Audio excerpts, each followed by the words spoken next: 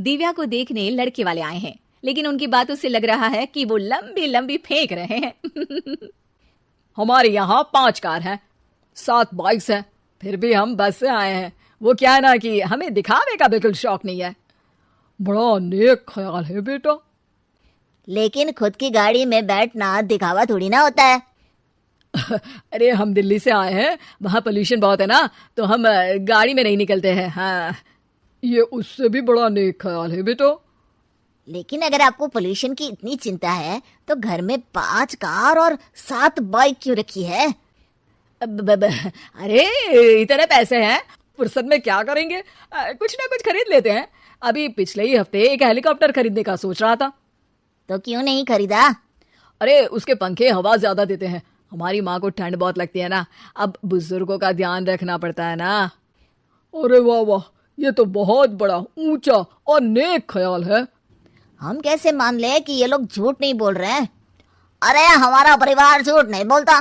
दिल्ली शहर में किसी से भी पूछ लीजिएगा, हमारे बेटे का बड़े लोगों में उठना बैठना है। हाँ।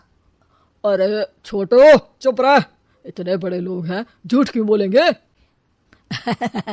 हमारी फैक्ट्री है, और ऐसी फैक्ट्री कि यहाँ ग्राहक आया, इधर सामान बनाया जल्दी जल्दी, और हम हर काम ना जल्दी करते हैं। हाँ वही तो, तब जल्दी जल्दी अपनी बेटी का हाथ हमारे बेटे के हाथ में दे दीजिए।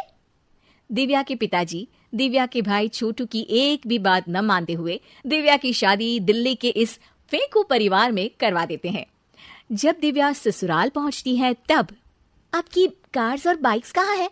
मुझे बाहर जाना था किसी काम से। कार और बाइक्स? कौन सी कार और बाइक्स? अरे जब आप मुझे देखने आए थे तो कहा था ना कि आपके यहाँ 5 कार्स हैं और 7 बाइक्स हैं। हाँ हाँ उस दिन थी, आज नहीं है। है? आज कहाँ गई? अरे जिनकी थी वो ले गए। मतलब वो आपकी नहीं थी? आपने तो कहा था हमारे घर पर है। हाँ घर पर थी, बाबूजी का एक पार्ट टाइम काम है कार और बाइक धोने का। उस दिन घर पे 5 कार और 7 बाइक्स थी तो बोल दिया था। अरे झूठ थोड़ी ना बोला है, जैसा था वैसा बोल दिया। और वो हेलीकॉप्टर खरीदने वाली बात, वो झूठ थी क्या? अरे बिल्कुल नहीं, शहर में एक नई कंपनी आई है पंखे की, जिसके पंखे बड़े हैं। कंपनी का नाम हेलीकॉप्टर रखा है।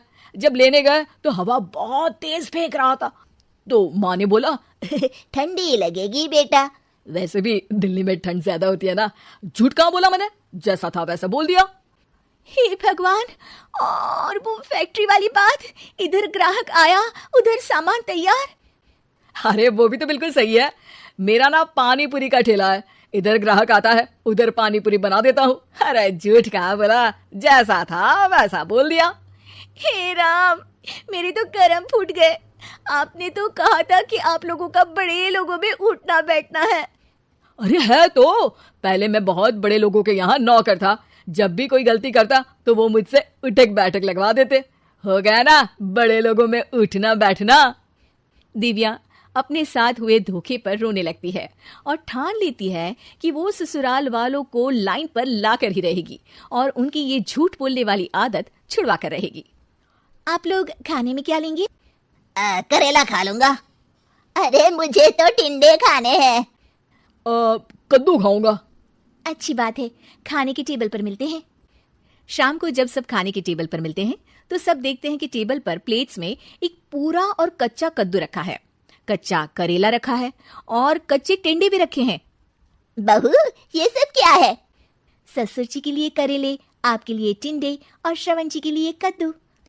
अरे वो तो दिख रहा है, लेकिन ये पकाया क्यों नहीं है? आप लोगों ने पकाने को तो नहीं कहा था, बस मैंने पूछा था क्या खाएंगे तो आपने ये कहा था कि करेले, टिंडे और कद्दू खाने वाले हैं। ये क्या मजाक है दिव्या, तुम झूठ बोल रही हो। अरे मजाक कहा है, आपने कहा कद्दू खाएंगे तो खाइए, ऐसी थोड़ी ना कहा था कि पका हुआ खाएंगे। और वो आप क्या कहते हैं, जैसा था वैसा बोल दिया। झूठ कहाँ बोला मैंने? दिव्या की बात सुनकर समझकर सब शर्मिंदा हो जाते हैं और उन्हें अपने किए और झूठ बोलने की आदत पर पछतावा होता है। दिव्या समझदारी दिखाते हुए उन्हें सच के रास्ते पर चलने और किसी से मजाक में भी झूठ ना बोलने की सीख देती है और उनके काम में मदद करके उनके काम को और बड़ा बनाने में मदद करने लग जाती है।